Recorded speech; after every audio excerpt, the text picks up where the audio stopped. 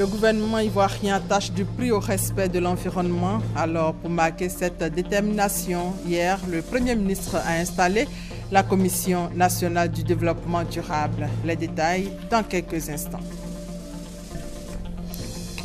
Ce mardi 8 septembre, également journée internationale de l'alphabétisation, journée qui a pour thème alphabétisation et société durable.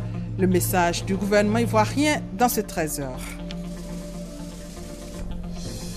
Hors de nos frontières, un plan d'action sera dévoilé ce mardi à l'issue d'une conférence internationale organisée à Paris sur les minorités persécutées au Moyen-Orient par l'État islamique. Bonjour à tous. La Côte d'Ivoire mobilise ses ressources afin de relever les défis du développement durable. C'est d'ailleurs pour cette raison que la Commission nationale de développement durable a été officiellement installée hier. C'était en présence du Premier ministre Daniel Kablan-Duncan, Hervé Blé et Ablaye Koné. Depuis juin 2011, le gouvernement ivoirien a entamé une restructuration profonde de sa démarche de développement durable. La Côte d'Ivoire, qui entend donner corps à sa vision en la matière à l'horizon 2020, doit relever deux défis majeurs. Favoriser la concertation, la cohérence et la convergence des interventions des pouvoirs publics, des acteurs économiques et ceux de la société civile. Constituer une masse critique de citoyens qui, dans leurs activités et leurs comportements quotidiens, adoptent une démarche de développement durable. La Commission nationale de développement durable, CNDD, est forte d'une quarantaine de membres, soit un représentant de chaque ministère, de l'Union européenne, de la CEDEAO et des organisations de la société civile. Il appartient dorénavant à cette plateforme inclusive de concertation de faire en sorte que chaque citoyen devienne un acteur responsable du développement durable. L'action du gouvernement consistera à renforcer les capacités de tous les acteurs afin de leur permettre de mieux appréhender les exigences de développement durable. Chacun sera donc appelé à contribuer à l'équilibre entre la qualité de l'environnement, l'efficacité économique et le progrès social. Cela nécessite bien sûr la mobilisation et la contribution de tous les acteurs. À la suite de la CNDD, seront mis en place des comités de développement durable, lesquels comités seront implantés dans toutes les administrations publiques et privées afin d'accélérer l'ancrage du développement durable dans le corps social ivoirien. Nous allons parler du Doing Business. C'est l'instrument par lequel la Banque mondiale présente l'environnement des affaires de 189 pays. La Côte d'Ivoire, pour améliorer le climat des affaires et figurer parmi les 99 premiers, entreprend chaque année depuis 2012 d'importantes réformes administratives et juridiques à travers le CPC. Pour l'année 2016, 48 réformes sont annoncées. Christelle Ménan pour plus de détails. C'est le 4e agenda des réformes à réaliser pour améliorer le classement de la Côte d'Ivoire dans le rapport Doing Business produit par le groupe de la Banque mondiale. Après des travaux d'identification, le CPC, coordonnateur du processus, annonce 48 réformes pour l'agenda 2016. 17 d'entre elles sont prioritaires, à réaliser avant fin 2015. On y recense la création d'entreprises en ligne, la mise en place d'un guichet unique du permis de construire ou la dématérialisation du paiement des impôts, taxes et contributions. La remise officielle de l'agenda 2016 au Premier ministre a été aussi l'occasion pour le directeur du CPC de faire le point du processus des réformes. Depuis 2012, c'est en moyenne 38% des réformes proposées annuellement qui ont été effectivement réalisées. Les contraintes ont été identifiées et des solutions proposées. Pour être plus efficace, nous souhaitons recommander un mandat formel confié au secrétaire exécutif permanent dont la charge incombe au CPC pour agir au nom et pour le compte du gouvernement dans le cadre de la mise en œuvre des réformes. La mise en place d'un cadre institutionnel de l'environnement des affaires, la mise à disposition des budgets conséquents dans les délais requis, la prise diligente de textes matérialisant la mise en œuvre des réformes avant la fin du mois de janvier. La Côte d'Ivoire figure parmi les 10 pays les plus réformateurs au monde.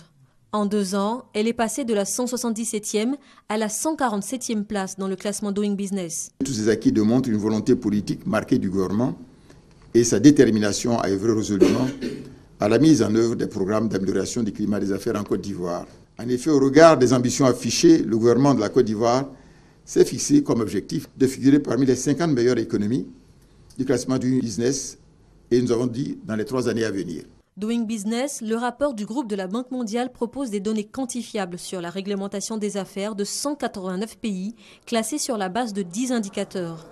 C'est une base utile aux potentiels investisseurs et à l'amélioration de l'environnement réglementaire des affaires partout dans le monde. Le rapport est produit chaque année depuis 2003. D'un montant d'environ 370 milliards de francs CFA, le programme approuvé le 4 novembre entre la Côte d'Ivoire et le FMI arrive à expiration cette année. La 8e revue de ce programme entre les deux parties est annoncée du 9 au 25 septembre prochain, mais avant, les enjeux avec Adama Koné. Le Fonds monétaire international, FMI, et la Côte d'Ivoire vont solder les comptes du premier programme triennal sur la facilité élargie de crédit, FEC. Une mission du FMI est attendue à cet effet le 9 septembre à Abidjan. En fait, on va passer en revue notamment la performance cette année en matière budgétaire, en matière macroéconomique, notamment pour la première partie de l'année. On va aussi, surtout la mission va aussi étudier avec les autorités leur projet de budget pour 2016, non seulement donc pour regarder les choses rétrospectivement en termes de ce qui a été fait, mais aussi quelles sont les intentions politiques pour l'année prochaine. Et c'est sur la base de ces 2 critères-là que nous allons donner éventuellement, nous espérons, un satisfecit, encore une fois, à la Côte d'Ivoire pour sa politique. La présente revue, la 8e et la dernière du programme en cours, semble porteuse d'espoir au regard des indicateurs de l'économie ivoirienne. Au-delà de ce qui a été déjà qui est gravé dans le marbre, on peut dire, moi étant d'ailleurs sur place, mais comme aussi avec mes collègues à Washington, nous suivons la conjoncture, nous suivons aussi les évolutions infra-annuelles.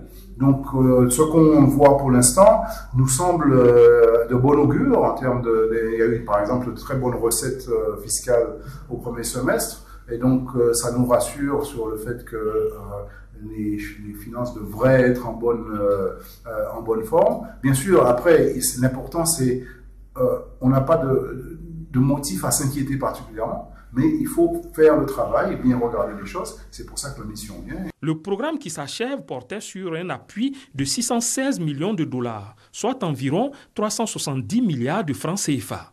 À la suite de la mission qui prend fin le 25 septembre, la Côte d'Ivoire pourrait avoir un autre programme avec le FMI à partir de 2016 pour soutenir le Plan national de développement PND 2016-2020. Et comment financer durablement la recherche dans l'agriculture en Afrique de l'Ouest? C'est une préoccupation au cœur d'un atelier ouvert à Abidjan auquel participent les acteurs du secteur agricole, les partenaires financiers et techniques, nous dit Kras Kando. Le financement de la recherche dans le secteur agricole reste une des préoccupations majeures pour les pays de l'Afrique de l'Ouest. Chaque pays devrait accorder 10% de son budget à l'agriculture, selon la conférence des chefs d'État à Maputo, au Mozambique, en 2013. Constat, beaucoup d'États n'arrivent pas à appliquer la mesure. En plus, certains sont encore à la recherche de modèles durables de financement. Voilà qui motive cette rencontre sur le financement de la recherche et du conseil agricole. Le modèle de financement de la recherche de la Côte d'Ivoire, présenté par le Fonds interprofessionnel de la recherche et du conseil agricole FICA, séduit les participants. Le secteur a pu bénéficier de financement de qualité parce qu'on a financé essentiellement ce dont avaient besoin les producteurs pour leur conseil et leur recherche, puisque c'est eux qui déterminaient les besoins. Et nous avons pu mesurer les résultats de ce financement, puisque le rôle du FICA, c'est non seulement de financer, mais de s'assurer que les résultats pour lesquels les ressources ont été mobilisées ont été atteints. Aujourd'hui, le FICA s'exporte. À l'ouverture des travaux, le ministre de l'Agriculture, Mamadou Sangafoua, a invité les acteurs du monde agricole, les partenaires techniques et financiers, à trouver une solution durable à la question de la recherche dans l'agriculture, moteur de la croissance économique en Afrique. De nouveaux critères de qualité pour le secteur agricole à Diégonefla, notamment le riz, le café, le cacao et le maïs, vont être élaborés par une structure allemande, occasion pour les ONG de contribuer ainsi à la sécurité alimentaire. Patricia Omoitia. Quoique confrontée aux multiples difficultés d'ordre social, politique et économique, la ville de Diego Nefla se maintient grâce à l'effort des populations et des coopératives qui œuvrent dans le secteur agricole. Fermier avec environ 7000 poulets, Andokou reste confronté à certaines difficultés. Ce qui est problème, c'est un problème de financement. Voilà, parce que comme ils sont venus casser, je n'ai plus l'argent. Mais c'est les gens là, j'ai demandé un peu de crédit pour me reprendre. Pour André, les conditions de base pour le développement d'un secteur agricole florissant sont remplies. Bon climat, sol fertile, plus de 500 tonnes de cacao produits. Cependant, il manque des éléments fondamentaux pour moderniser ce secteur. On a des difficultés, on a des problèmes d'évacuation, on a des problèmes de véhicules, on a des problèmes de financement. Voilà, on a tous ces problèmes-là. Il faut reconnaître qu'on a beaucoup de problèmes. Et on cherche des partenaires pour nous aider, voilà, à prospérer. Je produis au moins 8 à 10 tonnes à l'hectare. Je fais un état. Cette année même, je viens de battre mon riz avant-hier. J'ai eu plus de 10 tonnes à l'hectare, par mes propres moyens. Je suis sûr et certain que si on vient à mon aide, je peux faire plus que ça. Pour résoudre ces problèmes, une entreprise allemande internationale lance une nouvelle initiative pour appuyer les agriculteurs de Diego Nefla. Cette structure en Europe se chargera de commercialiser les produits agricoles de la coopérative et tout en leur permettant de faire une valeur ajoutée à leurs produits et ils gagneront plus. La société coopérative de Diego Nefla est forte de 1000 personnes et existe depuis 2006.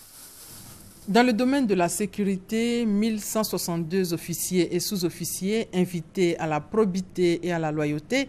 Hier, des élèves policiers en fin de formation ont reçu leurs épaulettes en présence du ministre d'État Ahmed Bakayoko. Les temps forts avec Abou Sanogo. Avant leur baptême, ces élèves officiers et sous-officiers, au nombre de 1162, dont 5 Togolais, sont inconnus dans la lignée des promotions d'officiers et de sous-officiers. Et c'est pour mettre fin à ce statut que le ministre d'État, ministre de l'Intérieur et de la Sécurité, Ahmed Bakayoko, a procédé à leur baptême. Ainsi déclarés aptes à exercer le métier de fonctionnaire de police, ces stagiaires de promotion probité et loyauté et sergent Nyamien Kakou Innocent qui ont choisi pour marraine la première dame Dominique Ouattara viennent renforcer les effectifs de la police nationale et donc la sécurité des populations. Ils ont reçu leurs épaulettes des mains du ministre d'État. Vous devez donc inspirer confiance à ces populations en vous mettant résolument à leur service. Vous devez vous efforcer d'accomplir les missions qui vous seront assignées avec compétence, probité et loyauté. Le ministre d'État Ahmed Bakayoko, président de la cérémonie, a assuré que des dispositions seront prises pour garantir la sécurité du scrutin présidentiel. C'est le lieu ici de rappeler et de prévenir ceux qui s'agitent dans l'ombre pour perturber le déroulement de l'élection présidentielle du 25 octobre, que les moyens seront mis en place pour que ce scrutin soit sécurisé et apaisé. C'est également l'occasion de rappeler que personne, ni même un candidat ou membre d'un staff de candidats, n'est au-dessus de la loi. Assurant l'intérim de l'école depuis le mois de mai 2014, le commissaire principal de police, Touré Albert Kouakou, a été confirmé au poste de directeur de la formation et de l'école nationale de police. L'école nationale de police a pour mission de donner une formation initiale et assurer la formation continue des policiers ivoiriens et ceux des pays de la sous-région et d'Afrique. Aujourd'hui, c'est la journée internationale de l'alphabétisation, journée qui a pour thème alphabétisation et société durable. Le gouvernement ivoirien souligne que l'alphabétisation est un moteur essentiel du développement durable. Roger Appé et Koné Pagasso. Pour la 50e fois, la Côte d'Ivoire est restée fidèle à sa tradition.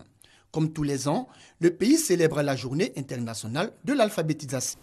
L'institutionnalisation de cette journée vise à promouvoir l'alphabétisation et à démontrer qu'elle peut être un véritable moteur de développement endogène, notamment pour les pays comme le nôtre.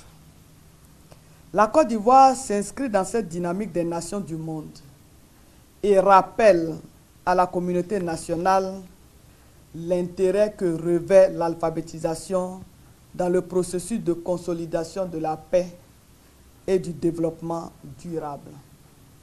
Le gouvernement ivoirien veut, à travers cette journée, lutter efficacement contre l'analphabétisme. Le taux d'analphabètes en Côte d'Ivoire est estimé à 44,70%. L'objectif majeur de l'État est de le réduire à 20% d'ici à 2020. Un défi que le gouvernement veut relever parce qu'il ambitionne de s'inscrire au nombre des nations émergentes à l'horizon 2020. Le gouvernement de Côte d'Ivoire, par ma voix, exhorte vivement la population ivoirienne et toutes les parties prenantes au développement à intégrer l'alphabétisation comme facteur de stabilité et de développement durable. Nous devons œuvrer à briser le mur du complexe de l'inaction en donnant une chance aux oubliés du système éducatif formel. Cette journée, la 50e du genre, est célébrée dans tout le monde entier par les gouvernements et les organisations de tout genre. La 4e session extraordinaire du comité de pilotage du programme d'analyse des systèmes éducatifs, on en parle maintenant. L'objectif est clair, aider à l'élaboration et au suivi des politiques éducatives. Christelle Nda et Franck Quadio pour plus de détails. Élaborer des stratégies pour une éducation de qualité dans les 44 États et gouvernements membres de la conférence des ministres de l'éducation des États et gouvernements de la francophonie Confémen. Une rencontre est initiée à cet effet par le programme d'analyse des systèmes éducatifs PASEC. Elle se tient à Abidjan du 7 au 8 septembre 2015. Nous allons décider du futur programme stratégique qui va de 2016 à 2025, sur lesquels il y aura des axes stratégiques à apprécier. Ce programme a un coût, alors on va décider qui finance quoi. Il y a la Confémen, il y a les partenaires de la Confémen, il y a les pays qui bénéficient des évaluations. Donc tout ça, nous allons discuter de tous ces problèmes et donner des orientations aux coordonnateurs du programme. Kandia Kamara, ministre de l'Éducation nationale et de l'enseignement technique, par ailleurs présidente de la Confémen, a, au nom des ministres membres de la Confémen, encouragé le PASEC dans sa mission d'évaluation des systèmes éducatifs des pays membres. Notre rôle est d'accompagner, à travers nos orientations et nos décisions, le PASEC, afin de renforcer et de consolider sa place en tant qu'instrument francophone de référence reconnu au niveau international. Créé en 1991, le programme d'analyse des systèmes éducatifs PASEC vise à informer sur l'évolution des systèmes afin d'aider à l'élaboration et au suivi des politiques éducatives. Il a mené 35 évaluations dans plus d'une vingtaine de pays en Afrique et en Asie. En images et toujours dans le domaine de l'éducation, une vingtaine d'inspecteurs de l'éducation et de l'enseignement technique réunis à Grand Bassam. C'est un atelier qui vise à élaborer les différentes mesures à prendre en compte pour accompagner les réformes du gouvernement dans le domaine du système éducatif. Autre sujet, l'opération Agir pour les jeunes pose sa valise à San Pedro. Dans les régions du Boclé et de la Nawa, les jeunes dont les projets ont été retenus ont reçu leur chèque, valeur plus de 184 millions de francs CFA pour financer leurs projets. Mais ce n'est pas un don, c'est un prêt, nous dit Konepa Gassoro. L'opération Agir pour les jeunes dans les régions de San Pedro, du Boclé et de la Nawa. Initiée par le ministère de la Promotion de la Jeunesse et de l'Emploi des Jeunes, cette opération spéciale d'insertion des jeunes par le financement de projets a permis aux jeunes de ces différentes régions du pays dont les projets ont été retenus de recevoir leur chèque d'une valeur de plus de 184 millions de francs CFA. Chers amis jeunes, faites honneur à votre belle région en réalisant avec succès les projets pour lesquels vous avez été financés. Inscrivez-vous dans la démarche et inspirez-vous des exemples proches de vous. Ce geste est un prêt et non un don. Il faut rembourser parce que je suis sûr que si vous ne vous remboursez pas, celui qui est assis à votre gauche, qui n'en bénéficie pas encore, va vous suivre pour que quand le remboursement va se faire, lui pourra en bénéficier. Remboursez les prêts qui vous sont faits. C'est un impératif. Un message bien reçu par les bénéficiaires. Rembourser nous permettra encore de relancer et de motiver plus de jeunes à adhérer. Donc là, pour le remboursement, nous promettons et nous le déclarons que nous sommes prêts pour le remboursement. Quand vous prenez un prêt, il faut que vous remboursiez pour que d'autres jeunes puissent en bénéficier. C'est le but même de ce jeu-là. Agir pour les jeunes, c'est le but. Corps préfectoral, chef traditionnel, guide religieux, élus et cadres saluent l'initiative Agir pour les jeunes. Destinée à ne couvrir que 10 régions, Agir pour les jeunes s'étend désormais à toute la Côte d'Ivoire pour un montant au global de 4 milliards de francs CFA pour 7200 jeunes bénéficiaires. La promotion du civisme, un autre volet des activités du ministère de la Jeunesse et de l'Emploi des jeunes. Il invite les Ivoiriens à adopter la culture des valeurs républicaines. Désormais, donc, la montée des drapeaux est devenue une tradition. L'image forte des membres du gouvernement au salut aux couleurs avec Emma Niamé.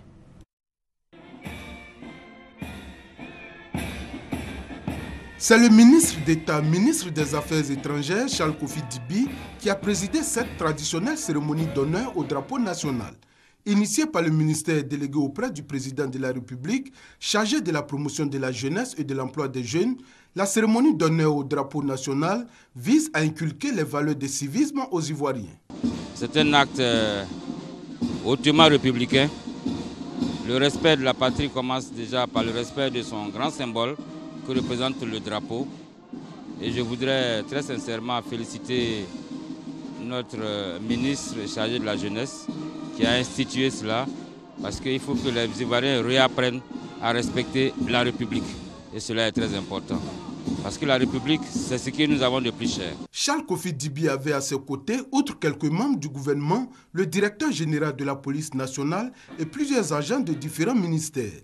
La cérémonie d'honneur au drapeau national a été instaurée en février 2012 et se tient tous les premiers lundis du mois sur toute l'étendue du territoire national, dans les préfectures et sous-préfectures. En politique, les femmes du Sud Comoé ont désormais leur association pour prôner les actions du chef de l'État. Son nom, Ado, nous te soutenons. Les détails avec Serge Collier. Les femmes de la région du Sud Comoé se mobilisent pour la victoire du candidat du RHDP. Réunies au sein de l'association Ado Yeswanyo, qui signifie en langue locale Agni, Ado nous te soutenons, elles ont été investies par le ministre Jean-Claude Brou, représentant le Premier ministre. La présidente de ce mouvement de soutien, Angeline Aïwa et ses sœurs promettent se faire l'écho des nombreuses actions de développement du président de la République. Elles se sont également réjouies du fonds de soutien aux femmes initié par la première dame Dominique Ouattara. Nous voulons lui dire merci qu'il peut compter sur nous. Dans le Sud Comoé, il peut passer à 100%. Le ministre de l'Industrie et des Mines, fils de la région, les a exhortés à sillonner la région et à aller au-delà pour parler des actions de développement du président de la République qui, en 4 ans de gestion, a-t-il indiqué, a mis les populations ivoiriennes d'accord sur ses qualités de grand bâtisseur. Il s'agit d'un mouvement pour mobiliser les femmes pour que, d'abord, la visite d'État que son Excellence, Monsieur le Président de la République, va effectuer dans notre région soit un succès. Et en même temps, ce mouvement également va continuer à travailler à la réélection de son Excellence, Monsieur le Président de la République. La marraine de la cérémonie, Dadié Christine, membre du Conseil économique et social, salue l'engagement des femmes du Sud Comoé qui prennent ainsi leur destin en main à travers ce mouvement. Elle les a assurées de son soutien dans la quête du bien-être social. Plusieurs personnalités de la région du Sud Comoé, notamment le président du conseil régional, Eugène Akaouili, se disent prêts à accompagner ce mouvement de soutien. Les femmes de l'association Ado Yeswanyo promettent à démontrer leur attachement au président de la République à l'occasion de sa visite prochaine dans leur région. À moins de 2 mois des élections, les femmes journalistes formées, c'est une initiative de l'Union des journalistes de Côte d'Ivoire, l'UNJCI, projet financé par le gouvernement norvégien. Patrick Assamoah et Franck Quadio. En Afrique et particulièrement en Côte d'Ivoire, l'on enregistre une sous-représentation des femmes dans les sphères de décision. Le constat est fait dans le domaine des médias par l'Union nationale des journalistes de Côte d'Ivoire, UNJCI, et celle des journalistes de l'Afrique de l'Ouest, UJAO. Sur la question, Un atelier de formation est organisé à la Maison de la Presse au profit des femmes journalistes de Côte d'Ivoire. Thème choisi, le reportage sensible au genre, couverture des femmes par les femmes. Cet atelier vise à permettre aux femmes de médias de jouer pleinement leur rôle dans la construction d'une société inclusive. Aujourd'hui, il y a certaines grandes rédactions où il n'y a même pas une seule femme rédactrice. Et ça, nous estimons qu'il fallait rattraper ce retard. Pour cela, il fallait d'abord commencer par sensibiliser les femmes. C'est dans cet esprit-là, et conformément à la charte que nous avons signée avec le réseau des femmes journalistes, que nous avons décidé d'organiser ce séminaire à l'intention des femmes journalistes. Une vingtaine de femmes issues de différents organes de presse et audiovisuels ont pris part à cet atelier de formation. C'est un outil que les dirigeants doivent intégrer dans leur programme de développement du pays pour un développement harmonieux et équitable. Dans nos sociétés, on constate souvent que nous sommes victimes, nous les femmes en général, nous sommes victimes d'injustice. Donc aujourd'hui, aborder ce thème, vraiment il est enrichissant. Un atelier de 3 jours a débuté le lundi 7 septembre. Il est financé par le gouvernement norvégien. 4 autres pays, le Mali, le Sénégal, la Mauritanie et la Guinée-Bissau, abriteront des rencontres similaires. En santé, récemment dans la ville d'Odjené, les responsables de la protection maternelle et infantile et le Fonds des Nations Unies pour la population du UNFPA ont organisé une journée de sensibilisation au profit des populations. Cette initiative vise à expliquer aux populations les avantages à fréquenter les centres de santé. Commentaire, Chantal Ouma-Akanda. Comment emmener les populations à fréquenter massivement les centres de santé et particulièrement les PMI? C'est à cet exercice que se sont livrées les autorités sanitaires d'Odjené et le Fonds des Nations Unies pour la population, UNFPA. L'objectif est d'inviter les populations à comprendre l'utilité des services de santé. Cette initiative est due au taux élevé d'accouchement à domicile des femmes. Dans la même perspective, l'État ivoirien et ses partenaires s'emploient à renforcer les plateaux techniques sanitaires afin d'améliorer de façon significative la disponibilité, la qualité des prestations et de la planification familiale des populations rurales. Un mot de religion ou 1990, septembre 2015, plus de 25 ans que Monseigneur Kofi Wakofi s'engageait dans la promotion de la parole de Dieu. Pour marquer l'événement, un jubilé d'argent a été organisé pour dire merci à Dieu. Mamadou Kwasi pour plus de détails. 25 ans au service du Seigneur, 25 ans de promotion de la parole de Dieu, 25 ans que Monseigneur Jean-Jacques Kofi Wakofi est en complicité avec le Christ. Pour lui, il faut marquer un arrêt et exprimer sa reconnaissance au Tout-Puissant. Un jubilé d'argent est organisé pour marquer ses 25 ans de vie sacerdotale. Pour cette célébration, c'est le village de Brou-Akbaoussou, situé dans le département de Daoukro, qui a été choisi. C'est ce village qu'il a vu être ordonné prêtre de Jésus-Christ le 4 août 1990. Une fête qui a mobilisé de nombreux fidèles chrétiens et des amis de Monseigneur Jean-Jacques Kofi Wakofi, évêque du diocèse de San Pedro. Ils ont effectué le déplacement pour lui exprimer leur soutien dans cette mission d'évangélisation. Au cours de ce jubilé d'argent, des prières ont été faites pour des élections apaisées, mais aussi pour le développement de la Côte d'Ivoire. Le nonce apostolique et l'évêque du diocèse d'Abengourou ont invité les fidèles chrétiens et la population à demeurer dans l'amour du prochain et à cultiver le pardon, des valeurs qui vont contribuer durablement à la consolidation de la paix en Côte d'Ivoire. Aujourd'hui, évêque du diocèse de San Pedro, Monseigneur Jean-Jacques Kofi Wakofi a servi dans plusieurs paroisses, dont celle de Bongouanou, de Rome en Italie et d'Abengourou. Et c'est dans cette localité de l'Est de la Côte d'Ivoire qu'il a été consacré évêque en 2003. Depuis 2005, Monseigneur Jean-Jacques Kofi Wakofi dirige le diocèse de San Pedro. Les femmes de l'église protestante méthodiste de Grand Boubouri, village situé à une quinzaine de kilomètres de Dabou, veulent préserver la paix en Côte d'Ivoire avant, pendant et après les élections. Alors, une prière a été initiée. Les explications d'Emma Niamien.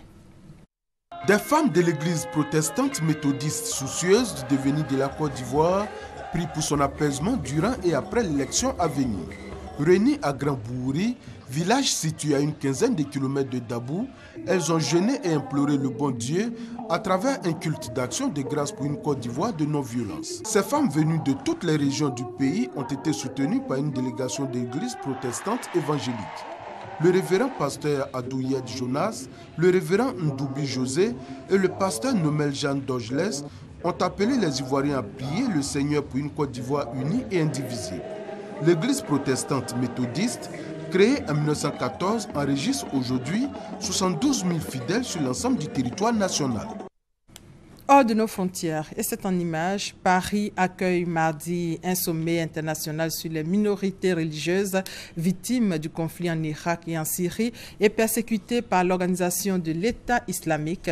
Un plan d'action devrait être dévoilé aujourd'hui. Et c'est la fin de ce 13 supervisé par Adama Kone. Merci de votre fidélité.